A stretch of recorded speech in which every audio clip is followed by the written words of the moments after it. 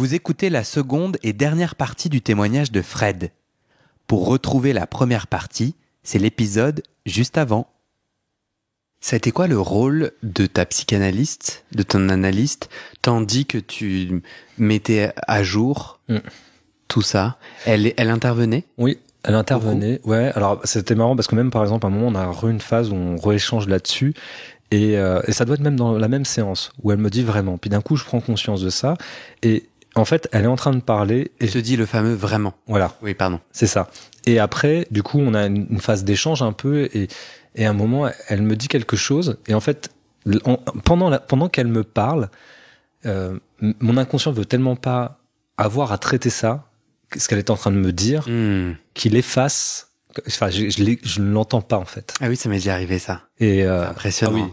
Et c'est là où j'ai découvert la puissance de mon inconscient en fait, de voir et en même temps, ce que j'en ai compris aussi, l'instinct de préservation qui est derrière tout ça. Est-ce que tu peux là me donner un exemple de quelque chose qu'elle t'a dit, tandis que tu mettais ça à jour, et sur lequel tu as pu rebondir, sur lequel tu l'as trouvé ça utile, bienvenu? Bon, il y avait déjà eu le vraiment quand même, qui est utile, et en fait. Donc elle posait comme ça des questions plus que des affirmations? Non, alors après des fois on a eu des échanges un peu parce que j'ai eu un moment par exemple un doute parce que à cause de toutes ces histoires de lecture, des fois je me dis de lecture sur la psychanalyse, voilà, sur le monde de la psychiatrie, la psychopathologie et du coup à un moment j'étais est-ce que je suis pas fou, est-ce que je suis pas dans un fonctionnement psychotique, donc pas machin, est-ce que je suis plutôt dans des fois à vouloir me classer, me catégoriser, et puis du coup on a un échange et puis là elle évacue ça. Alors, pourtant en ayant du contenu, elle me dit mais est-ce que c'est vraiment ça l'important pour vous de savoir ça? Et puis finalement est-ce que des psychotiques ou des personnes qui ont des psychoses ou des névroses, finalement l'enjeu c'est pas juste de réduire un peu tout le fantasme et du coup hop, et on a ces échanges là, tu vois ça. Je pense que le sous-entendu de ma question et je vais te poser une question, et je crois que je te l'avais déjà dit en pré-entretien pour que tu pour pas t'agresser. J'entends ton témoignage et je me dis la chose suivante. J'entends ton témoignage et j'entends dans ta façon de mettre à jour une absence de nuance. Et donc il y a des choses sur lesquelles, que t'as vécu, que t'as pas vécu, donc c'est pas là où j'entends la nuance, mais plus généralement, tu vois, dans la façon dont justement la psychanalyse nous fait mettre à jour le passé et où on se met à regarder à la loupe à des endroits. Je pense à une conversation que j'ai eue avec mon frère, mais que je peux pas du coup partager, mais on se met à regarder certains endroits à la loupe et avec un regard d'adulte de trancher quelque chose à partir des infos qu'il nous reste, à partir des infos qui nous sont remontées, et d'agir à partir de là. Et moi, ma question, c'est, en vrai, on s'en fout. En fait, c'est pour ça que je te posais la question, si le cheminement, il est bon, qu'est-ce que la vérité? Et en fait, l'important, c'est ce qui se passe pour toi, avec toi, quelle que soit la mise en mots. Ou bien, dans quelle mesure la psychanalyse, mais bon, je sais pas si t'as envie de répondre à ça, mais peut être problématique parce que justement on est tout seul à faire remonter des choses et à tirer des conclusions sans malveillance, pour avancer, mais ces conclusions en fait elles sont très faillibles. Alors, du coup, j'ai deux choses la première. En fait, excuse-moi, je l'ai pensé parfois quand t'as témoigné et je trouve ça pas du tout bienvenu que je vienne dans ton histoire et que je dise là quand t'as dit ça, j'ai senti ça, donc je le fais pas. De prendre des exemples concrets, mais à plusieurs moments, t'as décrit des choses où je me suis dit tiens, donc j'invisibilise pas ta peine et ce que ça dit de toi et pour toi, ce qui est en fait l'essentiel et ce qui peut-être est la réponse à ma question. Mais moi, de mon point de vue, j'étais là, tiens, je suis pas sûr. Enfin, je ne ressens pas la même chose que lui, je ne pose pas le même jugement que lui. Mais n'hésite pas. Pour le coup, j'ai pas de mal avec ça, parce que du coup, le sujet de la vérité a été un sujet aussi dans mon analyse. Bon, alors je peux prendre, je pense, Vas-y. qui est le moins difficile, enfin qui est le plus soigneux. Et puis au pire, on coupera ce passage si jamais tu te sens, parce que l'enjeu c'est pas que tu te sentes critiqué. Mon enjeu c'est de te prendre un exemple pour qu'après on puisse rebondir dessus. Le fait que ta mère, je vais proposer une lecture très binaire à l'opposé de ce que tu as dit. J'entends que ta mère est une femme qui a envie d'avoir des activités sexuelles avec de multiples partenaires, chose qui est socialement et sociétalement interdit, c'est-à-dire une femme qui a envie d'avoir, qui a un désir sexuel qu'elle assume et qu'elle vit, déjà pousse vers le bas, surtout à cette époque. Et en plus, non. Ce qui est convenu et ce qui est invité, c'est la même personne, c'est un mariage.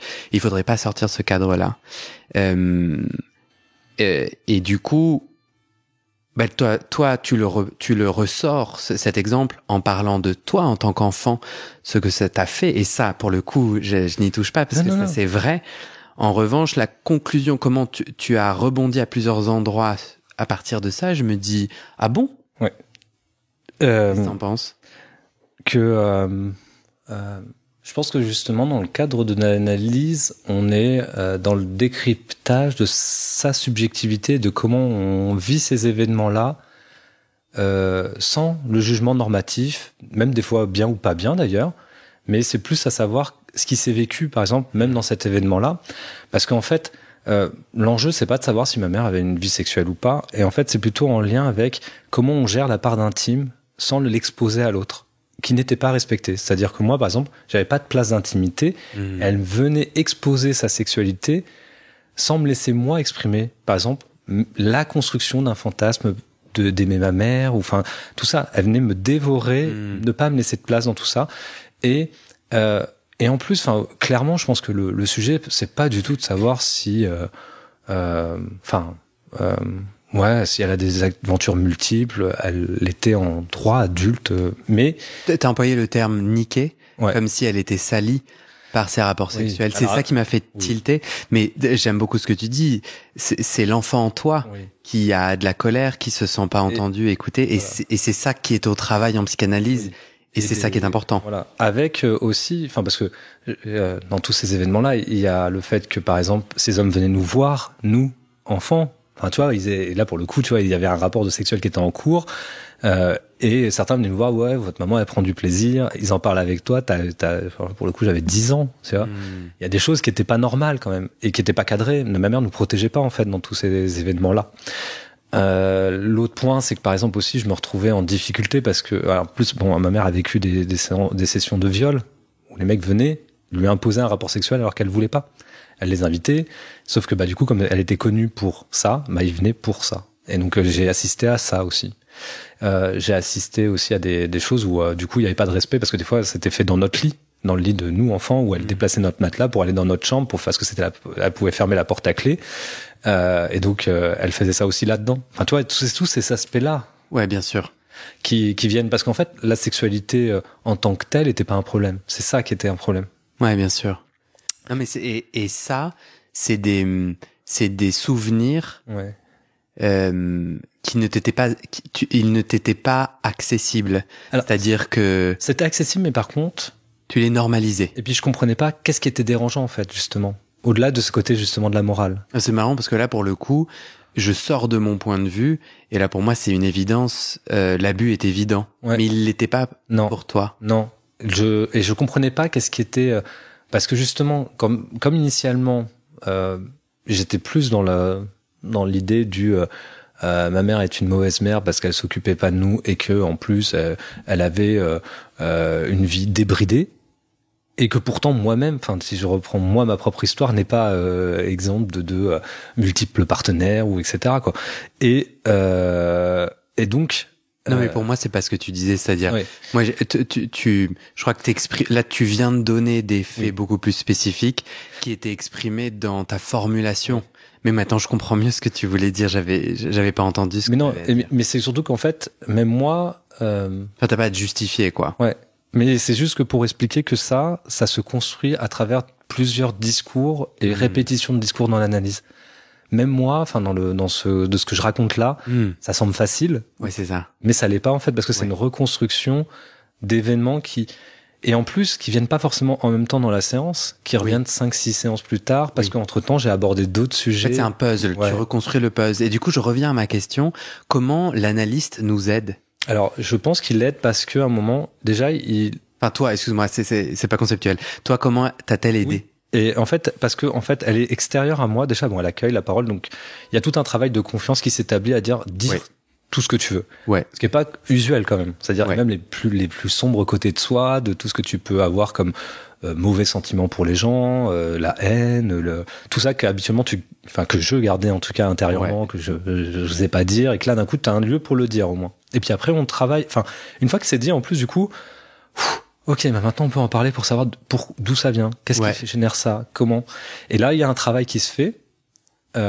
Ensuite, donc il y a le cadre qui permet la libération de la parole. Et l'air de rien, elle vient. Moi, en tout cas pour moi, elle m'a rassuré sur des points, comme je disais, où des fois je me perdais dans la théorie. Ouais. Évacuons ça. Ouais. Revenons-en à moi. Ouais. Et donc là, ça c'était important. Et le deuxième point que je dirais dans le fait, c'est que tel que je le perçois, c'est par exemple sur le vraiment qu'elle me pose comme question, c'est que comme elle est extérieure à ce que moi je peux raconter, elle a la capacité de voir les incohérences et juste dire tiens, c'est surprenant, vous faites ces deux liens-là, pourquoi?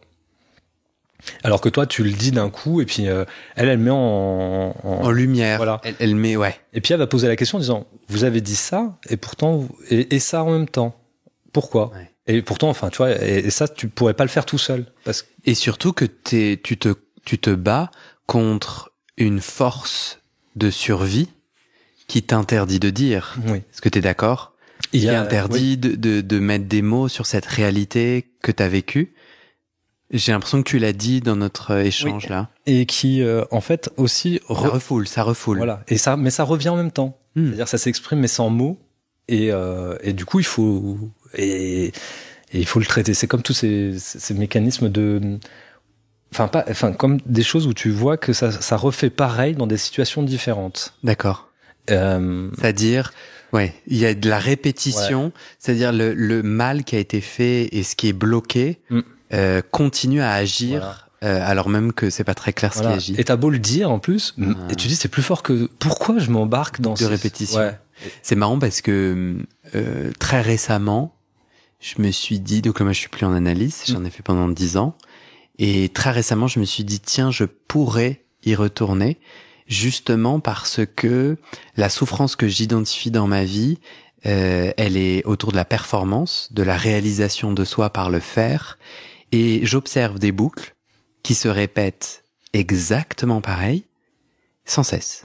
Et j'ai eu une amie très proche que je rappelle, et à chaque fois, tous les X mois, je m'entends et on en rigole, dire la même chose, et elle me donne les mêmes conseils, et hop, c'est peut-être à cet endroit-là où je trouve la psychanalyse, on a la psychanalyse particulièrement utile, ou en tout cas indiquée, selon moi, c'est mon petit avis, à la fois quand le passé est retenu et interdit de mots par quelque chose qui essaye de nous faire survivre. Et il y a aussi cette boucle de répétition où on piche pas alors qu'on a des cerveaux. Enfin, moi j'ai un cerveau, moi je fais un podcast sur la psychanalyse, je pourrais quand même en savoir 2-3 trucs, et me voilà dans des boucles de répétition, ça me parle beaucoup, Et en même temps, et j'ai l'impression en tous les cas, j'ai pas trouvé d'autres moyens pour y faire face, pour les traiter ces sujets-là. Oui, pendant les 20 ans.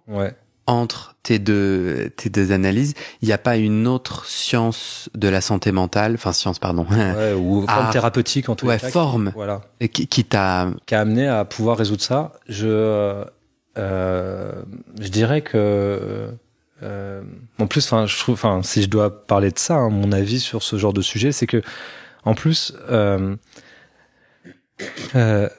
je pense que c'est très complémentaire, qu'il y a des formes qui sont adaptées pour certaines choses, et je pense que la psychanalyse, elle a un sens, une utilité, et qui répond à un besoin aussi, c'est-à-dire si on en a envie, si on peut rentrer, parce que par exemple, des personnes qui sont pas accès au langage ou qui n'ont pas la capacité de verbalisation, je suis pas sûr que ce soit si simple que ça, une analyse, où le travail va être très difficile. La libre association, il faut être en capacité d'en faire aussi, mais il faut avoir l'argent. Voilà, en plus, même si maintenant, je pense qu'il y a des formes où tu peux, pour certaines choses, être pris en charge. Il y a des centres gratuits. Et quand tu parlais de ça, par exemple, moi je pensais à mon addiction d'alcoolémie, qui a été un sujet très prégnant, lié aussi, mon père était alcoolique, une forme de répétition, que j'avais l'impression que je rejouais pour être comme mon père, et que j'allais finir comme mon père, et donc finir comme il est mort seul, SDF, que j'allais finir de la même façon, et que j'allais répéter ce schéma. Et l'analyse m'a permis aussi de me dire, mais je ne suis pas mon père. Quel qu'il soit, même si on a des liens, mais n'empêche que, si je finis comme ça, c'est que j'aurais choisi quelque part de le finir comme ça, et que c'est pas lié à lui directement. Ton papa est mort. Oui. SDF. Oui. Il a, après avoir quitté ma mère, en fait, il est parti, il a tout abandonné, tout vendu, tout ce qu'il avait, et ça a été, je pense, le drame de sa vie. Et puis après, il a été SDF pendant très très longtemps, pris en charge par un prêtre, et il a fini ses jours à l'hôpital d'un cancer seul. T'étais plus en lien avec lui à ce moment-là? J'ai re-eu des liens avec lui. J'ai tenté parce que je le recherchais, du coup, et je l'ai retrouvé. C'est-à-dire, il a coupé les ponts. Ouais. Et toi, tu essayais de rentrer en contact avec lui. Ouais. Tu l'as retrouvé comment? Alors en fait, il y a eu deux choses. La première chose, c'est que donc mes parents ont divorcé, j'avais 4 ans. Et en fait, pour lui, j'étais le fruit d'un adultère de ma mère, donc j'étais pas vraiment son fils. Il m'a reconnu sur les papiers, mais dans les éléments du procès, on voit que voilà, il évoque cet argument-là. Et c'est à ce moment-là où ta mère prouve qu'elle est battue. Alors oui, de toute façon, il n'y avait pas beaucoup à prouver en fait, parce qu'il y avait une intervention de police, parce qu'il avait une arme, il avait tiré sur elle. Donc du coup, les choses étaient prouvées, et donc ça, il n'y avait pas de sujet. Mais en fait, dans les histoires de garde, il évoque le fait que ma mère était adulte, elle l'avait trompé, donc c'est elle qui avait fauté. Enfin bref, pour montrer que lui méritait la garde de ma sœur. Mais du coup, il n'était pas forcément motivé à m'avoir moi. Et donc finalement le procès, il divorce. Finalement, il décide de quitter. Au début, on le voit pendant une année. Puis finalement, il décide d'abandonner son droit de garde, et en échange, du coup, il paye plus de pension alimentaire, et il part. Et on le voit plus. Et on a des nouvelles de lui quand on a 18 ans, parce qu'on reçoit une lettre d'un avocat à ma sœur et moi, en nous disant voilà, votre père est dans une situation délicate. Il demande en fait de faire jouer un truc qui est que les enfants ont nécessité de subvenir aux besoins de leurs parents quand ils sont en difficulté. Okay. Sauf qu'on est mineur, donc du coup moi je reçois ça, et du coup je vais voir je sais plus qui au lycée, et puis je vais voir un avocat qui pour avoir ils me disent non, vous inquiétez pas, vous êtes pas concerné. Donc ils contactent le centre qui a rédigé la lettre, ils nous disent oui, il est SDF, et puis on sait qu'il est dans un centre, en tous les cas dans le sud de la France. Et puis 4 ans plus tard, il renvoie une lettre, parce qu'entre-temps, quand même, quand j'avais 12 ans, il revient nous voir en laissant un mot sous la porte, en disant c'est le nom de ma sœur. Tu veux que je le bip? Non, je pense que ça va. Ok. Tu pourras vérifier. Ouais. Donc il dit voilà, si tu veux me partir avec moi, rejoins-moi dans tel endroit, et on part ensemble en Guadeloupe, je crois que c'était. Et voilà. Et donc là, ça se finit en plus, donc grosse panique à la maison, ma mère qui est en effervescence. Et en fait, il va picoler dans le bar d'en face. Il arrive bourré à la fenêtre, parce que j'habite au rez-de-chaussée. Et donc du coup, là, ma mère qui est en grosse panique de voir mon père alcoolisé, il s'engueule, c'est l'effusion des insultes. Et ma mère qui me dit d'appeler la police, donc j'appelle la police pour qu'ils viennent embarquer mon père, et puis après on le voit plus, donc ça j'avais 12 ans. À 18 ans, on a des nouvelles, et après il renvoie une lettre à ma sœur quand j'ai 24 ans, et il laisse une adresse, et il dit des choses très bizarres, comme quoi il fait de la, comment ça s'appelle, voyage astral, et qu'il veille sur elle, et qu'il est à côté d'elle, et tout machin, et il laisse une adresse, et je me dis vas-y, là c'est l'occasion, j'ai son adresse, je pars dans le sud pour essayer de le rencontrer, et c'est là que je reprends contact avec lui, je découvre que qu'il est suivi par un prêtre, que du coup on se revoit, et je suis dans la perspective du je veux soigner mon père, j'aime mon père, je veux être avec lui, nanana. Et en fait du coup je pars dans le sud, il est pas là, il est parti voir sa sœur, donc je récupère l'adresse de ma sœur, et finalement c'est médiatisé par ma tante, donc sa sœur, qui organise un moment où on se rencontre. La première chose qu'il doit me dire, c'est je suis pas rasé, et en fait il a du mal il passe du temps avec ma sœur mais pas avec moi, et ma tante lui dit après, je le saurai après, je l'ai pas su là, mais en tout cas après, va parler avec lui en disant arrête tes conneries, c'est ton fils, il te ressemble, tu vois bien, et prends du temps avec lui. Donc on passe un temps ensemble, Et après, toi, t'avais envie d'être reconnu. Oui. Ouais, reconnu, aimé, entendu, voilà, vu. Voilà, d'être. Enfin ouais, comme j'ai vécu avec cette image que j'avais un père alcoolique que je devais soigner, enfin je sais pas comment expliquer ça, une envie d'être auprès de lui et de m'occuper de lui, etc. C'était peut-être pour ça la psychologie. Oui. La troisième.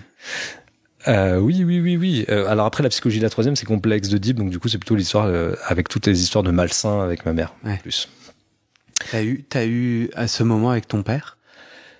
J'ai eu 2 moments avec mon père, donc celui-là, et en fait après, on a maintenu des liens du coup, mais il est resté dans cette perspective de SDF nomade, parce qu'en fait les SDF ils se déplacent beaucoup selon l'essence des saisons. Donc là il s'était un peu reposé chez ma tante, puis après il est reparti dans le sud, et puis il partait souvent pendant 6 mois vadrouiller dans les montagnes, etc. Et il revenait.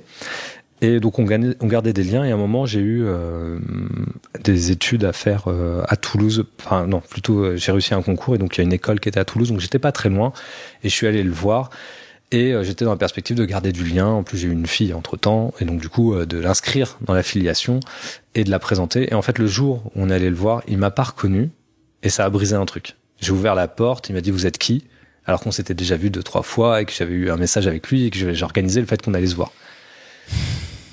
Et ce jour-là, et je me suis dit bon bah ok, bah tant pis, j'arrête d'investir, parce que du coup c'est parti alors. Ouais. Enfin quand il t'a dit vous êtes qui toi? Non, on est resté. En plus, présenté. Ouais. Puis en plus il avait des photos de moi que j'avais envoyées avec ma compagne et ma fille, parce qu'à l'époque elle était petite, et donc il avait une photo de nous, et voilà. Après il a vu ma fille, qu'il a reconnue. Et donc du coup, hop, c'est revenu. On s'est posé. Après, bon, comme il avait été alcoolisé pendant des années, il avait pas tout son cerveau. Enfin, son cerveau fonctionnait pas forcément bien. Mais ça a brisé un truc, moi, genre tous ces efforts que je faisais, ça devenait pénible. Et donc j'ai dit bon bah stop, j'arrête. Et sauf que lui, à partir de ce moment-là, a retenté d'avoir des échanges avec moi, de se voir. Okay. Et par exemple, le jour quand il est mort à l'hôpital, dans les personnes de confiance et à prévenir en cas d'urgence, c'est mon numéro qui était marqué. Sauf qu'en fait, à travers ça, quand il est mort, du coup, c'est moi qui ai dû gérer son enterrement, tout ça, parce que même ma tante n'a pas voulu le gérer.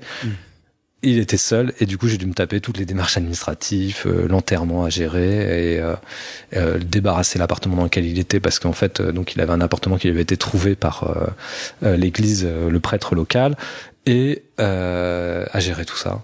Ouais. Alors que il m'avait abandonné. Enfin bref, ça a été un moment pas très agréable. J'entends que ton discours continue à se déplier et que tu continues en fait, enfin t'es en analyse quoi, et qu'il y a des mots qui viennent petit à petit. Moi, il y a aucun problème. Moi, ça me déstabilise un peu parce que il y a soudainement des réalités très cinglantes qui expliquent en fait ce que t'essaies de dire, qui apparaissent pouf tout d'un coup. Tu vois, avec des mots beaucoup plus que moi du coup avec lesquels j'arrive à mieux connecter, parce que du coup ils sont enfin là, tu vois. C'est une chose. Enfin bon, mais donc en tout cas j'entends et j'entends que t'es en processus, et du coup sur ce processus de psychanalyse depuis 2 ans, sur cette deuxième tranche, t'es en face à face. Tu parlais de l'importance de de dire tout ce qui vient, et notamment des choses plus sombres et plus honteuses. Honteuse, c'est moi qui le dis. Moi en analyse, il a fallu justement que j'aille à la rencontre de ces choses honteuses, de ces choses plus sombres, que je suis, que je pense. Gros enjeu, vas-y, déplie tes jambes. Mon canapé est pas mal, mais il y a un moment où tu peux en effet avoir envie de changer de position. Il y avait pour moi un gros enjeu d'être aimé, encore aujourd'hui, hein, j'ai à peu près les mêmes problèmes. Et je vis un peu dans le rêve que les gens peuvent penser que je suis parfait, alors que 1, je m'en fous, 2, c'est pas vrai, et 3, qu'est-ce que je fous avec cette affaire? Bon, c'est pas notre sujet là, mais donc dire dans un cabinet ma noirceur, ma réalité, mon vrai, est quelque chose de très puissant pour moi, de très libérant, parce qu'enfin, putain, j'ai le droit enfin, je me donne le droit être allongé, mais alors énormément aidé. Ma question est là. J'aurais trouvé ça très dur de le dire en face à face, de m'autoriser d'arriver, et justement perdre le regard m'a beaucoup aidé. Toi, 2 ans en face à face. Et pour le coup, Je pense que comme toute histoire est singulière, tout rapport et transfert d'ailleurs avec l'analyse va être différent. Mais moi, par exemple, la difficulté, c'est que comme je m'inscris dans le regard de l'autre, il faut que je me confronte à travers l'analyse qui a un regard qui ne va pas répondre pour comprendre que à un moment, faut arrêter de répondre au désir de l'autre. Et j'avais besoin pendant 2 ans ça. Et la dernière séance, là, c'est la séance qui vient de passer et qui fait que d'un coup, d'ailleurs, elle m'invite maintenant au divan, c'est qu'on a parlé de ça. Et je lui dis, parce qu'en fait, ma première difficulté systématique depuis 2 ans, c'est que quand je commence, je sais plus quoi dire. J'arrive au moment où je suis en face à face, je m'assieds, et tout le temps, depuis 2 ans, depuis le démarrage pas la première séance, parce que du coup la première séance on n'a pas papoté, mais la séance qui a suivi, toujours en difficulté sur le démarrage. Et je reçois pas pouvoir quoi dire. Et en fait, ce dont je me suis rendu compte, c'est que j'essayais de dire des choses pour elle, pour cette psy qui est en face de moi. Et à un moment, ça m'a permis de me recentrer là en me disant, mais non, tu viens pas pour elle, tu viens de toi. Mais justement, je trouve que d'être en face à face et d'avoir le regard de l'autre peut me faire glisser dans cette volonté de lui faire plaisir, pas toi. Si, mais il fallait que je le prenne conscience de ça, que je passe par là pour me dire, détache-toi du regard de l'autre pour parler de toi. Qu'est-ce qui va changer selon toi quand la prochaine session, c'est quand? C'est la semaine prochaine? Oui, c'est dans 2 semaines. Tu vas t'allonger pour la première fois? Ouais, avec elle, parce que sinon j'ai déjà été allongé. Oui. Qu'est-ce que tu penses que cela peut changer? J'en sais trop rien. Pourquoi tu dis oui? Que ça va va t'allonger? Parce que alors c'était marrant parce que tu vois intérieurement à chaque fois je pense ça, c'est-à-dire je pense ça d'une analyse, c'est-à-dire je me dis ça passe forcément par le fait d'être allongé. Je me dis et c'est une étape par laquelle il faut passer quoi. Et en même temps je me suis dit justement peut-être pas, et puis il y a peut-être d'autres cadres. Et bon, donc moi j'ai vécu pendant 2 ans en face à face et ça m'allait bien. Et je me souviens plus de la question à la base. T'inquiète. À mon avis, t'as peut-être pas envie d'y répondre. Pourquoi t'as dit oui à t'allonger? En gros, toi, t'es en train de me dire révolution, ça marche bien. Ouais. Pourquoi changer quelque chose qui marche? Pour le coup, ce que je me dis, hein, et pour le coup, je verrai quand je le vivrai vraiment. Tu sais pas trop pourquoi tu dis oui. Par confiance, non. Elle te dit, elle a formulé pourquoi n'irions-nous pas, enfin pourquoi vous allongeriez-vous pas sur le divan. Par confiance, tu dis oui. Ouais, et en plus je me dis maintenant, moi j'aime bien quand on dit rien non plus. Enfin tu vois, pourtant elle parle plus, et je me dis peut-être qu'en étant dos à elle, il sera beaucoup plus dans une approche où je vais pouvoir parler de moi et que de moi. Ok. Tu te sens prêt à ça? Ouais, je me sens prêt à ça. Est-ce que la psychanalyse, tu as dit que ça t'avait aidé du coup à ramener des morceaux de puzzle ensemble, à mettre des mots sur l'abus, sur les abus. Tu as parlé de 2 personnes en particulier, un cousin, une mère. Est-ce que la psychanalyse t'a fait faire des choses hors divan, hors du cabinet, pour justement aller réparer ou aller... Tu as dit simplement que ton rapport à ta mère s'était apaisé. Que quand elle t'appelait, t'étais un peu moins vénère, voilà. Ou en tout cas, t'étais plus heureux sur comment tu réagissais. Est-ce que ça s'est fait simplement dans le cabinet? Il n'y a pas eu à mettre des mots? T'es pas allé à la rencontre de ta mère ou de ton cousin? Non. Du coup, alors, ça reste encore un sujet, Lise.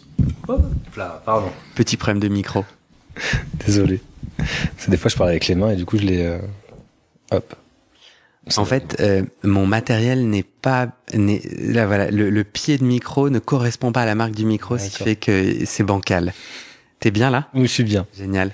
Tu te souviens de ce dont on parlait? Oui, et j'allais dire que, par exemple, pour ce qui est de la prise de contact avec mon cousin, ça reste un sujet parce que du coup, j'aimerais pouvoir lui dire, parce que c'est un sujet qui est encore en cours, parce que bon, donc, du coup, pour moi, ça a été une révolution, quelque chose qui s'est mis en lumière, mais j'ai besoin encore d'aller lui dire à lui que j'ai conscience qu'il a abusé de moi. Et donc j'ai besoin de formaliser ça, je sais pas encore comment, donc c'est encore en cours de...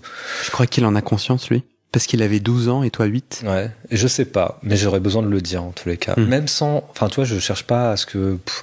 ça date d'il y a tellement longtemps, j'ai pas envie de remuer une histoire qui ferait scandale dans ma famille, ou qui viendrait machin.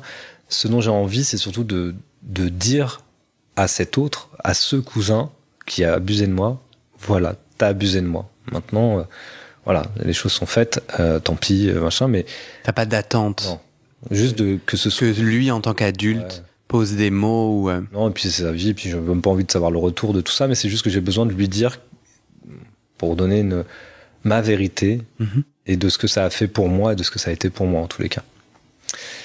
Et donc ça voilà, encore un sujet en latence, pour en tout cas latent pour ce qui concerne mon cousin. Et avec ma mère, mais pas directement sur ma relation.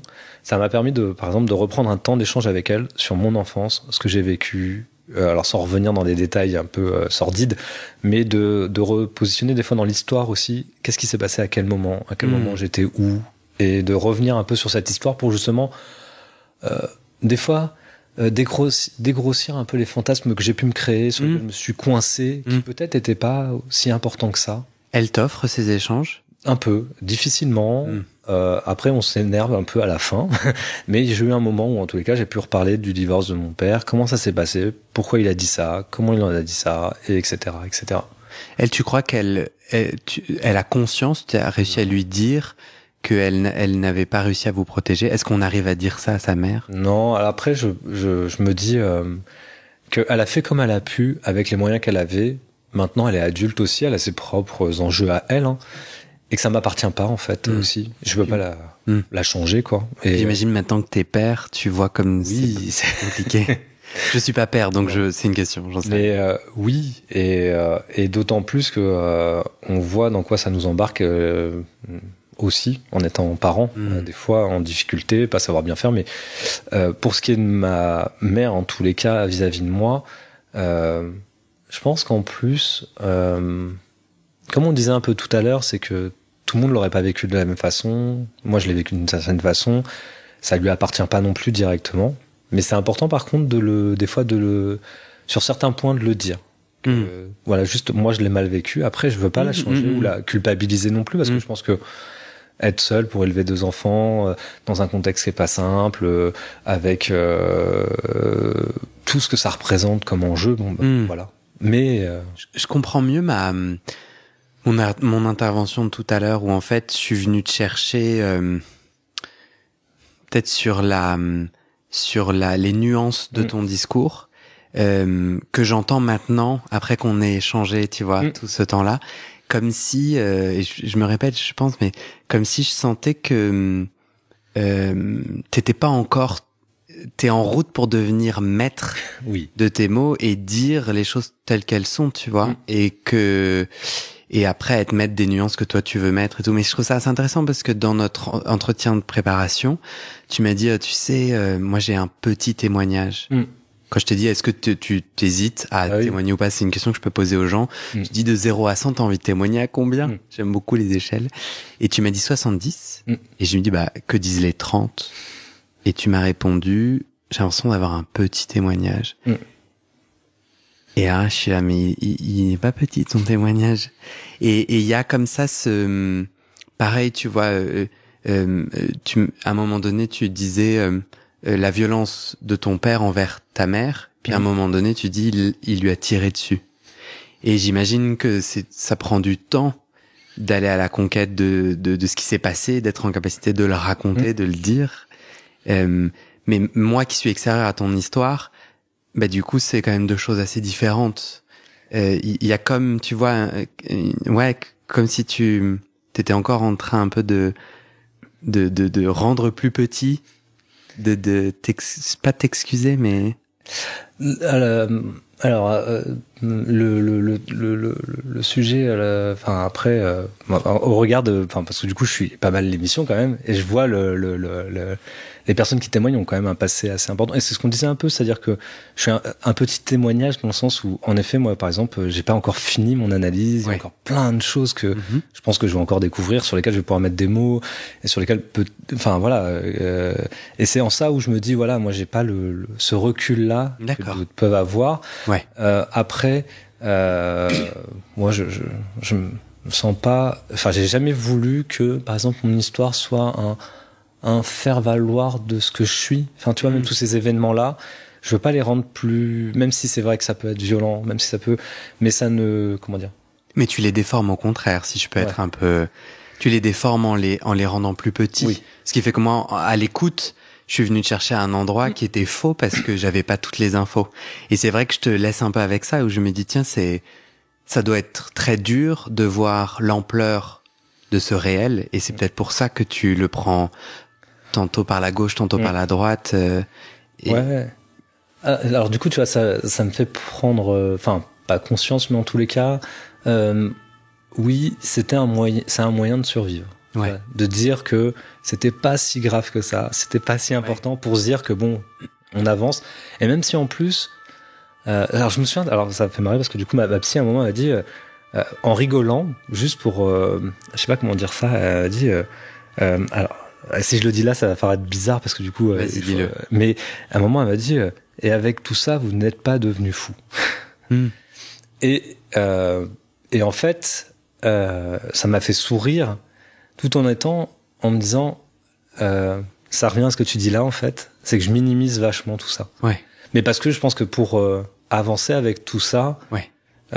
J'ai eu besoin soit de complètement l'enfermer dans un fantasme qui me permette de dire que c'est du sens, que c'est beau, machin et tout, ou alors que c'est finalement rien et que c'était pas si important que ça, etc. quoi. Et que la psychanalyse t'aide à mettre des mots sur tout ça. Mais c'est sûr, pour illustrer ce que je disais juste avant, c'est le passage de ma mère avait des rapports sexuels fréquents aux détails sordides, difficiles que t'as ensuite partagé quand je suis venu à la rencontre de ce propos-là, où là j'étais là, c'est pas ce que j'avais entendu la première fois. Du coup, ça m'amène à ma question finale. Tu disais, voilà, j'ai pas encore beaucoup de recul et j'ai encore plein de choses à découvrir. D'intuition comme ça, si tu fais juste parler ton intuition, t'as l'impression, et je pense que c'est peut-être une question impossible, mais qu'est-ce que tu vas découvrir? Ou quels sont... Ah, vas-y. Je pense qu'un des sujets, par exemple là, c'est marrant, enfin je pense que mon première partie là des 2 ans, ça a été le rapport à ma mère, même si... et je pense que le prochain cap, ce sera le rapport avec mon père. Parce que même là, si je l'aborde, mais en fait, je l'ai pas encore analysé, ni étudié, et les effets de l'abandon, par exemple. Je pense que ça fait partie des choses que j'ai pas du tout creusées, que j'ai mis de côté et qui vont être certainement là, maintenant, ouverts. Est-ce que tu veux un dernier mot de la fin? Obligé. Non, je dirais juste que j'invite vraiment les gens à tenter l'aventure. Si à un moment ils pensent que ça peut les aider, ne pas hésiter. Et puis, mais après, il existe encore plein d'autres formes de thérapie qui fonctionnent très bien aussi. Merci Fred Freud. Comment tu te sens? Bien, un moment de petite émotion. Enfin, petite émotion, c'est marrant. Alors c'est parce qu'en fait, je pensais au moment où t'as dit petit témoignage. Et du coup, j'ai eu un moment, ça m'énerve, d'émotion, où j'ai eu envie de pleurer. Enfin bref, c'était un truc, je sais pas pourquoi, d'un coup c'est remonté. Mais ça doit être l'enfant en moi qui d'un coup, quand j'entends petit, en fait. Donc voilà. Qu'est-ce qui t'a ému? Non, du coup, je me suis...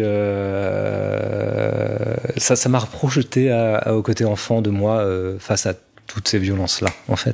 Et du coup, comment j'ai géré ça? Et du coup, ça m'a fait revenir un peu enfant. Et avec le fait que je sois assis comme ça, un peu les jambes allongées, enfin bref.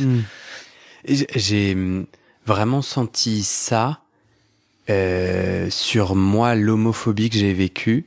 J'ai senti qu'en psychanalyse, j'ai souvent dit à ce micro, puis quand je raconte mon cheminement, que j'ai souvent pleuré sans vraiment piger ce qui se pleurait. Et j'ai notamment senti sur le divan, allongé, que je pleurais pas exactement le truc que je venais de dire qui était pleurant.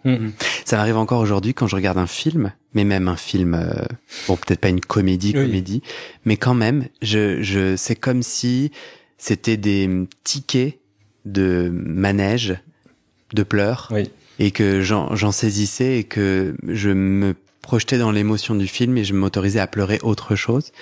Et je sais pas si ça te parle, mais en tout cas moi en psychanalyse, il m'a fallu pleurer toutes ces insultes, tout ce développement compliqué et meurtri que j'avais jamais pleuré et j'avais un mythe, tout s'est bien passé.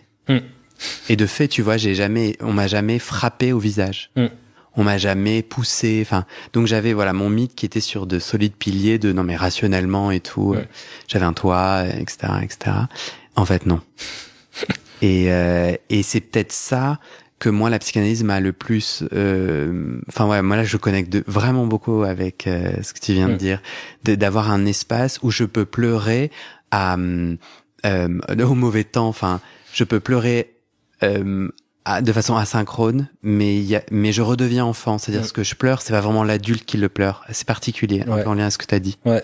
Non mais c'est alors pour le coup ça me fait penser à un moment dans la séance, dans mes séances où tu vois, je parle de travail, juste de travail, et en fait dans mon travail je dois suivre des gens qui ont des accidents du travail ou des maladies professionnelles, et je les accompagne dans le processus de reconnaissance. Et du coup, quand tu fais ce travail-là, tu tombes des fois sur des gens qui ont des histoires très dures au travail et qui sont dans de la dépression et tout. Et puis ma psy à un moment me demande qu'est-ce que j'aime moi dans mon travail, et je lui évoque ça. Et elle me dit mais alors elle m'interroge genre un peu sur le qu'est-ce qui vous amène à ce que ce soit important pour vous de faire ça. Et d'un coup, en pensant à la personne que j'étais en train de défendre, je me suis mis à pleurer.